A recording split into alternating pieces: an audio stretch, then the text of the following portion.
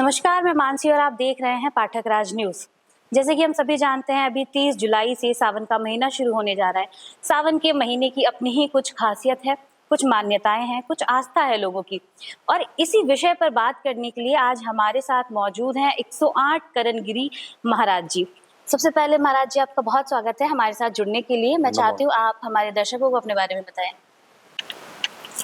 मैं करणगिरी श्री पंचायत अखाड़ा महानिर्वाणी से हूँ और हरिद्वार में वैसे तो अपना मुख्यालय हमारा दारागंज में और हरिद्वार से ही ज्यादातर संचालित होता है। दक्ष मंदिर नीलकंठ श्री पंचायत अखाड़े महानिर्वाणी की निजी मंदिर है, वो संपत्ति है। महाकाल में अपनी भस्म आरती है महानिर्वाणी अखाड़े की।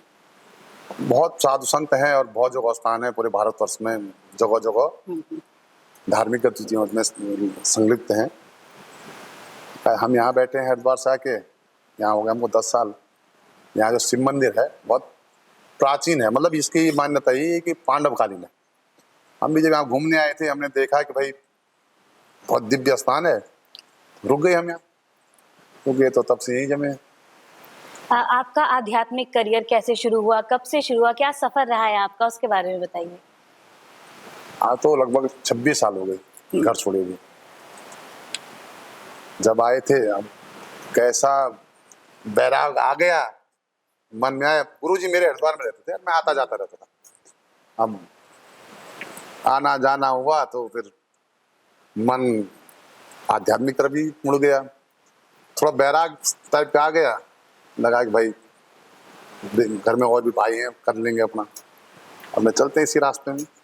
आपके बारे में हमने सुना आप महाकाल के बहुत बड़े भक्त हैं, महाकाल जी को बहुत मानते हैं। महाकाल के बिल्कुल, उसकी कृपा है। सारी सृष्टि तो महाकाल की इच्छा से चलती है, तो बिना उसकी इच्छा के तो कुछ हो ही नहीं सकता है। सारी कृपा बाबा महाकाल की, इसमें कोई शक नहीं। जैसे अभी सोमवार, मतलब साल में कितने सोमवार आते हैं, लेकिन सावन के जो सोमवार है उनका अलग ही महत्व है। क्या महत्व है, क्या उसके बारे में बताइए। सावन का महीना 29 तारीख को गुरु पूर्णिमा है। 30 तारीख से सावन का महीना शुरू हो जाएगा। सावन का महीना भगवान शिव को समर्पित है, भगवान शिव और प्रकृति को, दोनों को समर्पित है। सावन के महीने में लोग भगवान को जल चढ़ाते हैं, पूजा करते हैं, व्रत करते हैं, जाप करते हैं और सावन की भक्ति का जो फल है वो कई गुना ज्यादा है। इसलिए सावन में इसकी अलग अलग कथाएं भी हैं। सावन की कि भाई भगवान शिव की ने जब समुद्र मंथन से विष निकला था और इस दुनिया का, सृष्टि का कल्याण के लिए उन्होंने वो विष धारण कर लिया था। तो उसके बाद जब विष धारण कर लिया तो उनको बड़ा कंठ में बड़ी जलन रही। तो उन्होंने क्या किया, फिर सारे देवताओं ने उनको ये जल चढ़ाने की प्रथा वहीं से शुरू की, भगवान शिव को। भगवान शिव ही ऐसे देवता जो साकार और निराकार स्वरूप दोनों में, और देवता नहीं, भगवान शिव ही हैं जो साकार और निराकार दोनों स्वरूप में पूजे जाते हैं। तो ये जल चढ़ाने की परंपरा। और सावन का महीना भगवान शिव को जल चढ़ाने का महीना। सावन का महीना एक तो ये भी है कि कहते हैं कि भाई सावन का महीना आपका चतुर्मास में आता है। उस बार भगवान शिव तो शयन में चले जाते हैं और महादेव रह जाते हैं, तो वो जगह रहते हैं, वो सृष्टि की रक्षा करते हैं। ये कुछ सब ग्रंथों की कथाएं हैं, ये ग्रंथों में लिखा हुआ है, अलग अलग लिखा हुआ, लेकिन ये भगवान शिव का महीना है, बहुत महत्व का महीना है, बहुत पूजा पाठ का महीना है। इसका पूजा का फल कई गुना ज्यादा है भगवान शिव सावन के महीने की पूजा का। इसमें जितना हो सके रोज मंदिर जाना, जल चढ़ाना, सवेरे हर सोमवार को व्रत रखना।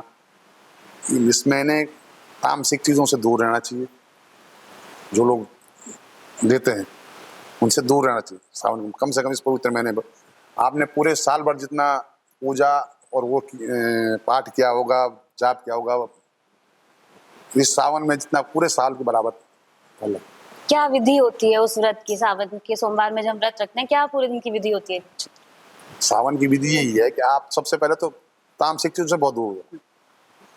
सवेरे बस तामसिक चीज जब लेते नहीं तो शाम को अपना फलारी जो ले लिया, सवेरे व्रत किया, स्नान ध्यान किया, मंदिर शिवालय जरूर जाओ, एक लोटा जल सारी समस्या कल। महादेव आपसे कुछ नहीं मांगते, कुछ भी नहीं। देखो ठीक है, हमारा भाव है एक बेलपत्र चढ़ाना चाहिए, ठीक है, आपकी मन इच्छा और पुराणों के अनुसार ग्रंथों के अनुसार आप अलग अलग चीज़ों का महत्व, आप कौन सी दाल चढ़ाते हो, चावल चढ़ाते हो, बेल पत्र चढ़ाते हो, दुर्बा चढ़ाते हो, क्या बोलते हैं अपना धतूरा चढ़ाते हो, भांग चढ़ाते हो, हर चीज़ का महत्व है। ये नहीं महत्व नहीं है, हर पूजा का महत्व है। लेकिन मेरा व्यक्तिगत मानना, अगर आपसे कुछ नहीं होता है तो एक लोटा जल जरूर चढ़ाना चाहिए। एक लोटा जल सारी समस्या का हल है कि नहीं। तो अब पूजा का आप व्रत कर लो, बिल्कुल शुद्धता से रहो। मन सबसे पहले तो किसी भी पूजा के लिए एक चीज पक्का मान लीजिए कि किसी भी पूजा के लिए आपका मन का साफ स्वच्छ निर्मल होना बहुत जरूरी है। अब मन तो चलित है, मन में 50 चीजें आ रही हैं और हम व्रत करें तो उसका कोई फायदा नहीं।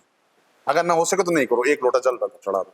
ये देखो, अब मैं न्यूज आपके उस पर बोल रहा हूँ, नहीं हो सकता तो मत कीजिए, लेकिन करना है तो बहुत साफ और स्वच्छ मन से करना है। अब मन में पाप और कपट लेके चले हैं और पूजा व्रत कर ले तो उसका कोई फल नहीं। भगवान शिव को ये मान के चलो कि देवता ये बैठे हुए, महादेव बैठे हुए और आपकी पूजा कर रहा हूँ, तो ही फल है। मतलब यही कहना चाहते हैं कि भगवान को हजारों करोड़ों रुपए चढ़ाने से कुछ नहीं होता, मन साफ होना चाहिए। बिल्कुल, मन बहुत निर्मल होना चाहिए। एक लोटा जल, एक बेलपत्र, दुर्बा, भांग, धतूरा, ये सावन के महीने चढ़ाना चाहिए जी। अगर हो सके तो मंदिर में बाहर नंदी जी के पीछे बैठ के एक माला कर लो। 108 की माला होती है, 108 जाप कर लो ओम नमः शिवाय का। ओम नमः शिवाय जाप का जाप करने से कई गुना फल है सावन के महीने। वैसे सावन के महीने में जो व्रत रखे जाते हैं, सोमवार को हर किसी को कहा जाता है रखना चाहिए, लेकिन महिलाओं के लिए इसका एक अलग ही बात है कि अच्छा वर मिलता है। ये बात कितनी सच है? दोनों चीजों में 16 सोमवार भी आएगा इसमें। इस सावन से भी कर सकते हो आप। साल भर में 4 महीने हो तो जब आप 4 बार स्टार्ट कर सकते हो 16 सोमवार दोनों सोमवार के बता रहा हूँ। सोमवार को व्रत करने से खासतौर से जो कन्याएं हैं, अच्छे पति की कामना, अच्छे ससुराल की कामना, स्वास्थ्य, आरोग्य, वैभव, धन, सब चीज की कामना के लिए करना चाहिए सोमवार को। और सब चीज आप मन से करते हो तो आप चीज आपको मिलेगा, आपको महादेव देंगे जरूर। सोमवार की व्रत में आपको बिल्कुल आपके नहाय स्नान कीजिए, अपना जहाँ भी आपके नजदीक मंदिर है चाहिए, एक लोटा जल चढ़ाइए, जो आप सामग्री लेके आइए वो चढ़ाइए। सोमवार को बेलपत्र नहीं टूटता, इतवार को ही बेलपत्र तोड़ के रखना पड़ेगा। और पूजा कीजिए, व्रत रखिए। व्रत में बड़ा साफ मन से बिल्कुल क्लियर, कोई राग द्वेष छल कपट सब भूल जाओ। और अगर बैठ सको थोड़ी देर तो जाप कर लो ओम नमः शिवाय। शाम को भगवान शिव की पूजा, शाम को जल नहीं चढ़ता है, शाम को आप जाइए एक दीपक रखिए, दीपक लग जाइए, भगवान शिव को धूप दीप नैवेद्य दिखा के और फिर पूजा करके थोड़ी देर अगर जाप कर सो करो, उसके बाद अपना फलाहारी से अपना व्रत। महाराज जी, जैसे आज का युवा है वो भक्ति से काफी दूर होता जा रहा है, अलग चीजों में ध्यान लग रहा है, उन युवा लोगों के लिए आपका क्या संदेश होगा? नहीं, अभी तो युवाओं का तो मैं काफी देर से करे, अब तो बढ़ रहा है धर्म, कुछ जगहों पर बढ़ रहा है लेकिन कुछ जगह पर नहीं। अब उन युवाओं के लिए स्पेशली, उन युवाओं के लिए तो यही है कि देखो, पहले तो अब मैं आज बताता हूँ आपको, पहले तो घर में जो शिक्षा मिलेगी, जो बच्चे अगर छोटे हैं तो बच्चे को छोटे बच्चों से ही उनको धर्म के प्रति थोड़ा अपने साथ मंदिर ले जाओ।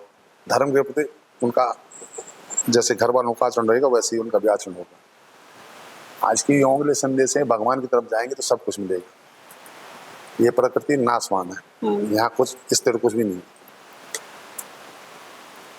आज की डेट में देखो नशे की तरफ दुनिया, अभी अपने इधर देखो दुनिया नशे की तरफ भाग रही है और इसके तरफ धर्म की तरफ भी आस्था बढ़ी है।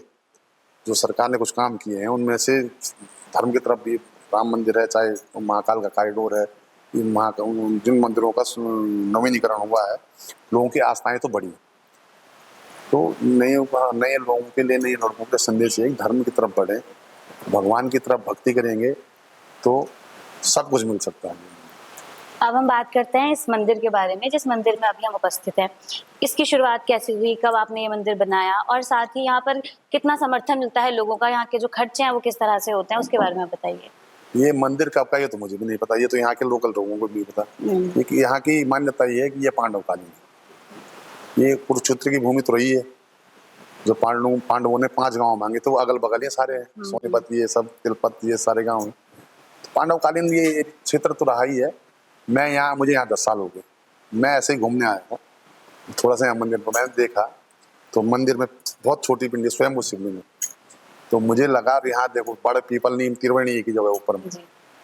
मैंने कहा यहाँ रुकना चाहिए। तो मैं यहाँ रुका 2 दिन, फिर और भी 2-3 साधु आ गए, हम रुके यहाँ। हमने तब यहाँ कुछ नहीं था, मंदिर था, एक कमरा बना हुआ था, पानी का कनेक्शन नहीं था, बिजली का कनेक्शन था, बाहर तक खाली लाइट थी, बिजली कुछ नहीं थी। हम लोग हमने कहा यहाँ रुकना चाहिए, और मन भी था, यहाँ मन लगा कि 1 आध साल यहाँ भजन किया जाए। अखाड़ा परिषद के अध्यक्ष रविंद्रपुरी महाराज जी हमारे महानिर्वाणी अखाड़े से, वो यहाँ 12 दिन में हम यहाँ रुके, तो वो 12 दिन यहाँ आ गए। उन्होंने कहा भाई यहाँ क्या करेगा। मैं उस टाइम भी महाकाल में था, मैं भस्मार्ती पुजारी था उस टाइम 2017 में भी महाकाल में। तो उन्होंने कहा तू यहाँ क्या करेगा भाई, चल वापस। मैंने कहा 1 साल यहाँ जमूंगा, अगर 1 साल में भगवान की इच्छा जो हुई आगे वही करूँगा। महादेव, मैं महादेव पे अथाह आस्था मेरी, माँ बाप गुरु भाई सब हुई। जब कोई परेशानी होती है तो हुई, खर्चे के लिए नहीं सोचना पड़ता, महादेव बैठा है ना, हमने क्यों सोचना है, वो स्वयं सोचेगा। ठीक है गुरुजी, आप हमारे दर्शकों को एक क्या मंत्र देना चाहेंगे जो हर व्यक्ति को अपने जीवन में अपनाना चाहिए? मैं सावन के लिए बोलता हूँ, सावन में शिव मंदिर जरूर जाएं, सब लोग अपने बच्चों को भी साथ ले जाएं। अभी आपने कहा ना, बच्चों को छोटे से ही उनको धर्म की तरफ मोड़ना पड़ेगा, फिर धीरे धीरे जाते रहेंगे तो सीखेंगे। अब बड़े होंगे हम सोचेंगे तब सीख जाए, तब नहीं सीखता कोई। छोटे से बच्चों को भी साथ जाएं, मंदिर जरूर जाएं, अगर और दिन टाइम ले लो तो सोमवार को जरूर जाएं। 1 लोटा जल सारी समस्या, कल मैंने पहले बताया था। नहीं कोई जरूरी नहीं है, भगवान चढ़ाना चाहिए, हर पूजा में हर सामग्री का अलग महत्व है, पर नहीं है किसी के पास बहुत लोगों पर व्यवस्था नहीं है। कुछ लोग ऑफिस वाले हैं, नहीं टाइम है, अपने नजदीक में जहाँ जाए, ऑफिस के नजदीक 1 लोटा जल, जल बाल्टी और लोटा मंदिर में रखा ही रहता है। 1 लोटा जल भगवान शिव को जरूर चढ़ाना चाहिए। वैसे तो हर सोमवार जाना चाहिए, सावन में तो जरूर जाना चाहिए। बहुत शुक्रिया गुरुजी, हमारे साथ जुड़ने के लिए, सावन के दिनों के बारे में इतनी महत्वपूर्ण बातें हमारे दर्शकों को बताने के लिए। आने वाले सावन में आई होप ये वीडियो उनके लिए काफी ज्यादा हेल्पफुल रहेगी कि उन्हें सावन में क्या करना चाहिए, क्या नहीं करना चाहिए। बहुत शुक्रिया।